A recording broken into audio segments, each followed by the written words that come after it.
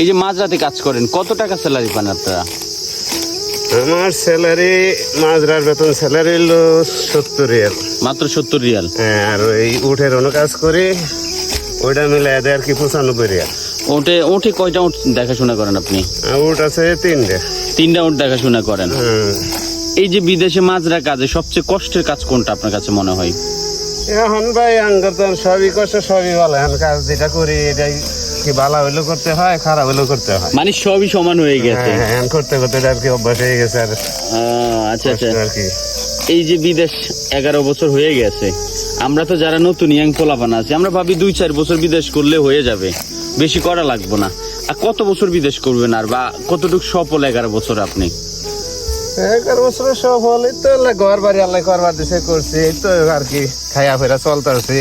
জি জি জি বউ ফুলানো খাইতেছে, জি জি। নিজে খাইতেছি, এই তো এইটাই আর কি। কাকে মিস করেন এই বিদেশে সবচেয়ে বেশি? কার কথা মনে পড়ে বেশি বাড়ির? আসলে এই প্রবাসী কত সবারই কথাই মনে পড়ে, আত্মীয় স্বজন, ভাই বিরাদার, বাপ মা যাই আছে।